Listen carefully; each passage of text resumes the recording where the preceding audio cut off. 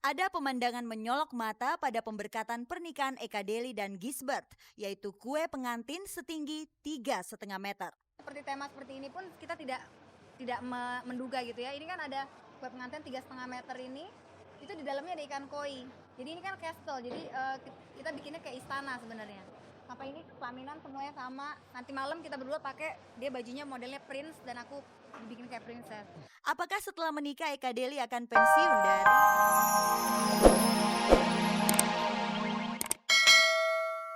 Bunda Nia kurang setuju dengan pernikahan Nia dan Gusti karena Nia dianggap terlalu muda untuk menikah.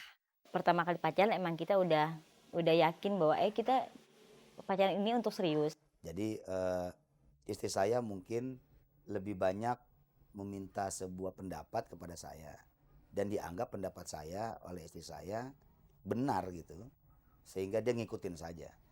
Nah, jadi tidak ada terjadi sebuah keributan. Karena Lihat lagi nih, dari cinta mereka telah terlahir 2 anak lelaki dan 2 anak perempuan. Gusti pasti tidak pernah menyesal telah menjadikan Nia sebagai pendamping hidupnya. Setelah menikah, Nia langsung mundur teratur dari dunia artis dan berkonsentrasi penuh sebagai istri dan ibu bagi keempat anaknya. Saat tubuh remaja lain sedang mekar-mekarnya, Nia rela mengorbankan keindahan tubuhnya untuk menyusui anak-anaknya. Orang kalau udah hamil, artinya dari mulai lo hamil itulah badan lo pasti akan berubah. Yang pasti nggak pernah berpikir bahwa gue akan menjadi seorang care woman yang di rumah, ibu rumah tangga banget gitu. Ibu rumah tangga juga suatu karir ya yang nggak ada sekolahan, gue pikir. Sekarang, saat karir Gusti sudah mantap dan keluarga sudah diramaikan dengan tawa dan tangis 4 anaknya, apakah Gusti akan mengizinkan jika Nia ingin kembali berkarir sebagai penyanyi? kalau mau balik ke dunia artis, saya tidak setuju kalau balik ke dunia entertain gitu, tapi menjadi penyanyi gitu ya. Kalau entertain itu bisa macam-macam, nanti entertain terus tiap malam kan.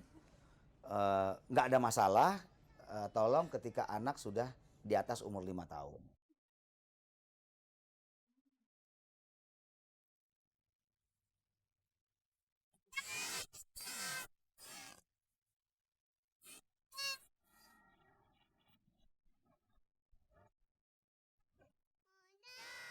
Ya.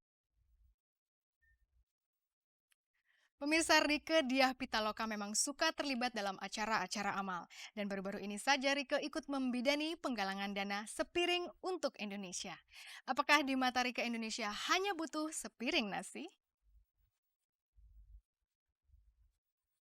Namun sebelumnya kita lihat dulu pernikahan antara Eka Deli dan Gisbert. Ada kue pernikahan setinggi 3 meter. Lalu apakah makna sebuah kue pernikahan bagi seorang Eka Deli? Inilah Gospot, gosip terdepan seputar orang ternama. There's something about the way you look tonight.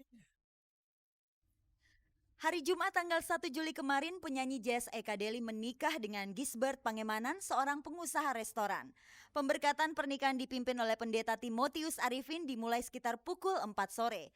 Selain sebagai penyanyi jazz, Eka Deli juga aktif sebagai penyanyi gereja. Sebelumnya, Eka Deli pernah punya pengalaman pahit saat undangan sudah dicetak, Eka urung menikah dengan seorang pria asal Bali.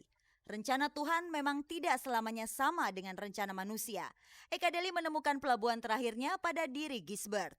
Kita berdua berpegang pada firman Tuhan. Kalau misalnya kita mau ngomong secara rohani gitu ya, kita berdua takut akan Tuhan, itu aja kuncinya. Kalau kita takut akan Tuhan, kita pasti takut untuk melakukan apa-apa. Mungkin aku nggak lihat, dia nggak lihat saat aku ada di mana, tapi Tuhan lihat. Kalau kita takut akan Tuhan, tidak akan terjadi apa-apa, dan kita akan terus saling respect, saling mengasihi.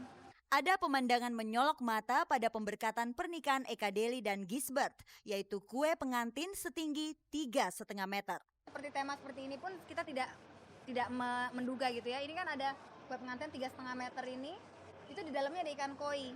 Jadi ini kan castle, jadi kita bikinnya kayak istana sebenarnya. Sampai ini pelaminan semuanya sama. Nanti malam kita berdua pakai, dia bajunya modelnya prince dan aku dibikin kayak princess. Apakah setelah menikah Eka Deli akan pensiun dari dunia nyanyi? Saya kenal Eka sebagai penyanyi, sebagai hamba Tuhan dan sebagai penyanyi. Dan Eka Deli juga kenal saya sebagai pengusaha rumah makan. Dan itu kita berdua saling support aja profesi kita masing-masing.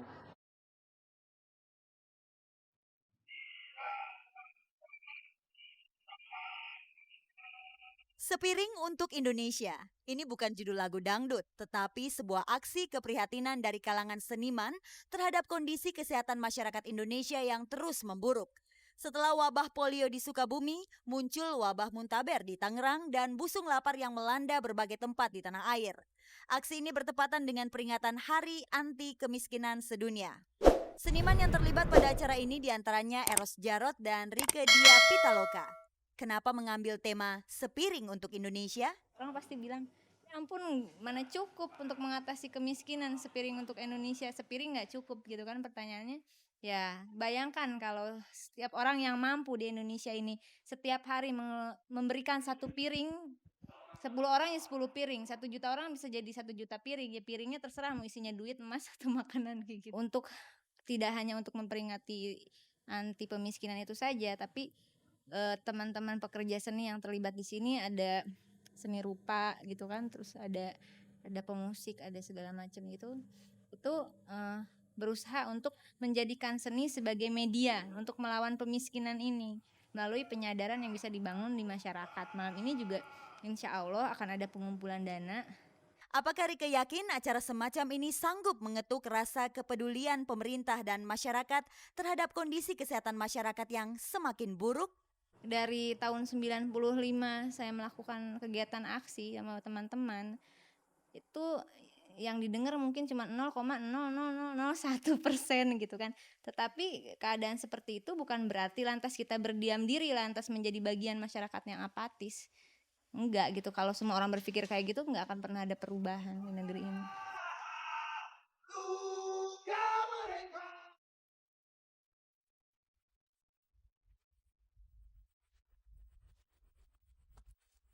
Jika masyarakat Indonesia memberi sepiring beras untuk masyarakat yang lapar, pasti akan terkumpul berjuta-juta piring. Asal saja jangan ada tikus-tikus yang tega mencomot 2 piring. Pemirsa, Indonesian Idol Spectacular Show yang berlangsung hari Jumat kemarin tanpa dihadiri oleh Mutia Kasim.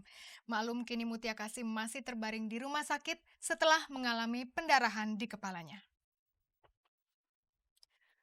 Pasti tidak akan ada kritikan-kritikan pedas dari Mutia Kasim. Namun bukan berarti kemeriahan Indonesian Idol Spectacular Show menjadi hilang. Inilah liputan dari Awak Gospot dari ajang Indonesian Idol kedua.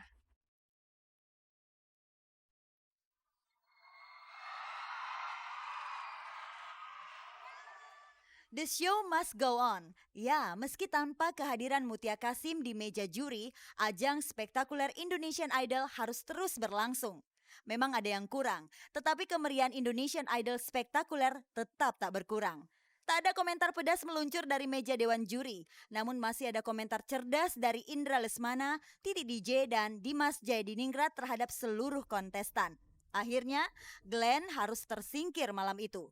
Menurut Indra Lesmana, performance Glenn tidak ubahnya penyanyi karaoke.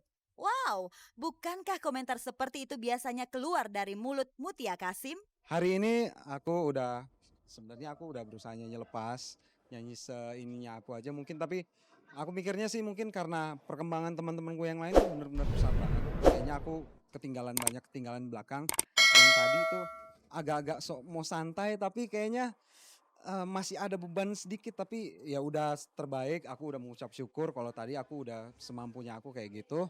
Bagi Indra Lesmana, apakah ketidakhadiran Mutia Kasim sempat mengganggu konsentrasinya sebagai juri? Kita nggak mungkin munafik gitu ya, artinya kita terlalu fun gimana, sementara teman kita yang deket banget sama kita sedang terbaring sakit. Jelas itu sangat mengganggu pikiran kami semua.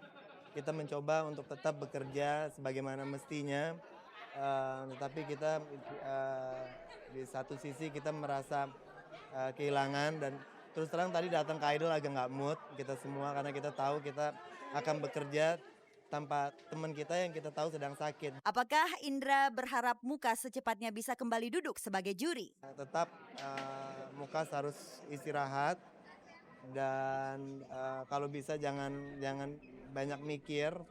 Pekerjaan dia selama ini yang sudah 6 bulan terakhir ini, intensitas kerjanya, pikiran dan lain sebagainya yang mungkin